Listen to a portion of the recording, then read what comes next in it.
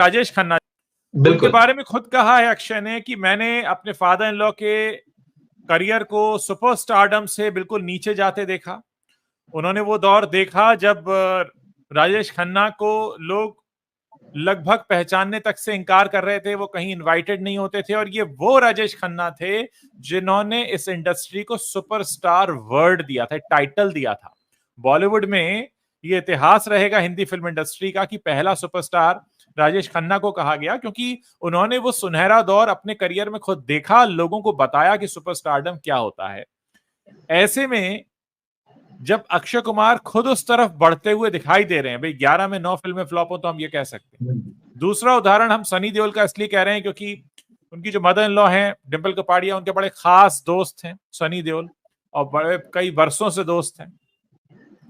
मैं उस डिटेल में नहीं जाना चाहूंगा कि वो क्या है उन दोनों के बीच, लेकिन जो भी है बहुत करीबी रिश्ता है।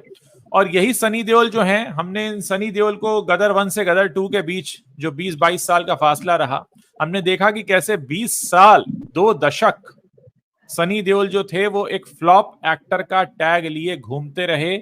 वो सनी देओल जिनके फादर अपने जमाने के बहुत बड़े स्टार रहे, और आज भी धर्मेंद्र जी के बारे में जब बात की जाती है तो जाहिर है बॉबी देओल और सनी देओल से कहीं ऊंचा कद है। ये न तो सनी उस लेवल पर पहुंच पाए कभी, और बॉबी की तो खैर बात क्या करें। तो ये 2 उदाहरण हैं उनके बिल्कुल सामने सामने।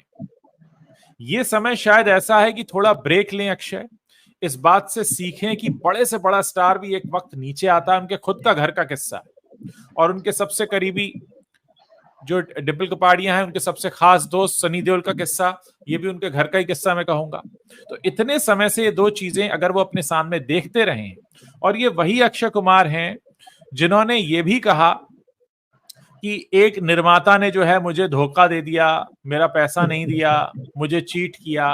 और ये वही अक्षय कुमार है जो ये भी बता रहे थे एक बार एक इंटरव्यू में किस्सा कि एक बार एक प्रोड्यूसर ने इनका पैसा नहीं दिया तो ये सुबह सुबह उसके घर पहुंच गए और उसके घर से जूसर, मिक्सर, ग्राइंडर, पता नहीं क्या क्या उठा लाए। ये वही अक्षय कुमार है, और ये वही अक्षय कुमार है जो कह रहे हैं कि मेरी फिल्म जब फ्लॉप होती है तो बॉलीवुड जश्न मनाता है। अब यहां पर एक सवाल मैं अक्षय कुमार से पूछना चाहता हूं कि बॉलीवुड के ऊपर भी समय समय पर तरह तरह की आपदाएं विपदाएं आई हैं, लेकिन हमें किसी भी ऐसी आपदा विपदा में अक्षय कुमार किसी के साथ खड़े हुए दिखाई नहीं दिए। हम अगर सबसे रीसेंट चर्चा कर लें तो बात करते हैं हम सलमान खान की। सलमान खान के साथ घटना हुई, इस समय काफी सिक्योरिटी मिली हुई है, हमने कहीं पर अक्षय कुमार को उनके साथ खड़े इस तरीके से नहीं देखा। शाहरुख खान के बेटे आर्यन खान को लेकर मामला हो गया था, हमने शाहरुख खान के घर पे भी अक्षय को जाते नहीं देखा। तो हमने कहीं पर भी ये नहीं देखा कि अक्षय कुमार बड़ा इंडस्ट्री का एक ऐसा व्यक्ति है जो किसी के भी घर में कुछ हो जाए तो वो जाकर खड़ा होता हो, ऐसा हमने कहीं देखा नहीं। अक्षय कुमार को एक जो कहते हैं ना कि इंडस्ट्री में बहुत ज्यादा हमने एक्टिव नहीं देखा, तो फिल्मी पार्टीज में भी नहीं जाते, कहीं पर दिखते नहीं, सोशलाइजिंग करते कहीं नहीं दिखते।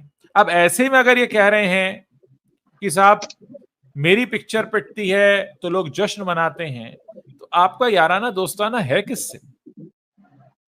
और वो अक्षय कुमार, आज मैं तब भी कहूंगा कि बहुत लकी है अक्षय कुमार, क्योंकि अक्षय कुमार बिल्कुल लोअर मिडिल क्लास बैकग्राउंड से आते हैं।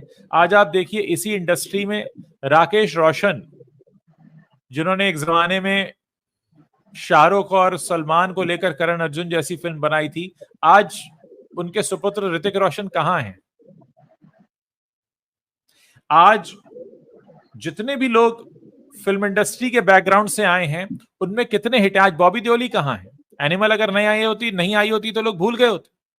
तो इन सब के बीच में अगर अक्षय कुमार खुद को टिका पाए हैं तो मैं उनके कैलिबर पर सवाल नहीं खड़ा कर रहा हूं, लेकिन मैं उनकी अप्रोच पर सवाल खड़ा कर रहा हूं। कैलिबर उनमें है, और ऐसे पहले भी उन्होंने कई सारे फेज देखे हैं जब उनकी फिल्में पिटी हैं, लेकिन उसके बाद भी उन्होंने वापसी की है। लेकिन इस बार जिस तरीके से वो बोल रहे हैं, अब आप देखिए इसी बॉलीवुड में गोविंदा को ले लीजिए, इसी बॉलीवुड में आप ऋतिक रोशन को ले लीजिए, इसी बॉलीवुड में बहुत से ऐसे स्टार्स हैं जिनको मीडिया बहुत धोता है।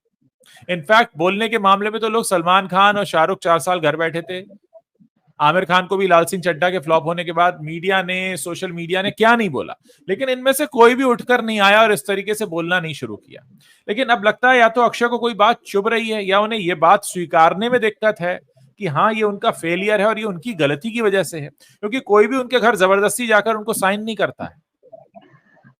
वो अपनी मर्जी से फिल्में साइन करते हैं, अपनी मर्जी से वो कैरेक्टर में नहीं घुसते हैं, अपनी मर्जी से वो तय करते हैं कि मैं 3 महीने में पिक्चर खत्म कर दूंगा ताकि बाकी के दिन वो काम कर सकें। सबसे ज्यादा हंसाने वाला स्टेटमेंट ये आया है कि मैं साल में एक फिल्म करूंगा तो बाकी दिन क्या करूंगा। मतलब उनके दिमाग में ये बात नहीं आई कि मैं साल में एक फिल्म करूंगा जिसमें मैं 6 महीने रिसर्च में लगाऊंगा और मैं उसके बाद अच्छे से कैरेक्टर में घुसूंगा 6 महीने बाद, और अगले 6 महीने में उसे शूट करूंगा। उनके दिमाग में वही 3 महीना है। मतलब उनके दिमाग में है कि अगर एक फिल्म करूंगा तो बाकी के 9 महीने में क्या करूंगा, क्या मैं तुम्हारे घर आ जाऊं। मतलब आप सोचिए कि वो उस जगह पहुंच ही नहीं पा रहे हैं जहां पर ये क्रिटिसिज्म उन्हें पहुंचाना चाहता है। ये क्रिटिसिज्म जो है वो अक्षय कुमार को नीचा दिखाने के लिए नहीं है, ये क्रिटिसिज्म अक्षय कुमार को आईना दिखाने के लिए है कि आपकी जो अप्रोच है उसे बदलिए। बहुत सारे एक्टर्स हैं जो 1-2 साल में एक फिल्में करते हैं, तो क्या वो 3 महीने में खत्म करते हैं? आप 3 महीने में इसलिए खत्म करते हो कि आपको 9 महीने में बाकी की 3 करनी होती है। इसी अप्रोच को तो बदलना है। अब ये जो स्टेटमेंट उनका आया है कि मैं अगर साल में एक फिल्म करूंगा तो बाकी समय क्या करूंगा, ये बाकी समय ही तो नहीं बचने देना है अक्षय कुमार जी। हालांकि लोगों ने बड़े फनी आंसर्स दिए हैं। जब हमने ये थंबनेल पोस्ट किया, हमने अनाउंस किया शाम को, तो बहुत सारे लोगों के नीचे कमेंट्स आने शुरू हुए। किसी ने कहा कि एक्टिंग सीख कर आओ, किसी ने कहा कुछ, किसी ने कहा कुछ। तो भाई वो 1 साल एक फिल्म पर लगाओ, कम से कम धीरे धीरे उस लेवल पर आओगे। साल में 6 महीने रिसर्च करके जाओ कि हाँ इस कैरेक्टर में कैसे घुसना है। तो ये तमाम बातें, मुझे लगता है कि अक्षय कुमार अगर खुद को देखें, या तो उनको इस समय कोई गलत सलाह मिल रही है, उनके आसपास के लोग गलत हैं, उनकी जो भी पीआर या मैनेजर्स या जो भी उनके आसपास है उनको सलाह देते हैं कि आप ऐसे जाकर मीडिया में बोलिए। ऐसे समय में बुरा वक्त कहेंगे इसे, बुरे वक्त में अगर अक्षय कुमार शांत रहते हैं, चुप रहते हैं, तो चल जाता। ठीक है, आपकी फिल्म फ्लॉप हो गई, पैसे तो आपको मिल ही रहे हैं ना, पैसे तो आपको गुटखा का ऐड करके भी मिल रहे हैं, पैसे तो आपको अभी इतनी बड़ी प्रॉपर्टी राजेश खन्ना की सेल हुई उसमें भी आपके पास पैसा है, तो पैसे की तो कमी नहीं है। तो अगर आप ये कहो कि मैं पैसे के लिए, कमी के लिए कर रहा हूं काम, तो भी समझ में आता है कि यार कोई ऐसा व्यक्ति है जिसको पैसा, ठीक है आप उस तरह की बैकग्राउंड से आए थे जहां आपके पास पैसा नहीं था और आपने पैसा बनाया, अपनी मेहनत के बल पे बनाया, आप में काबिलियत थी।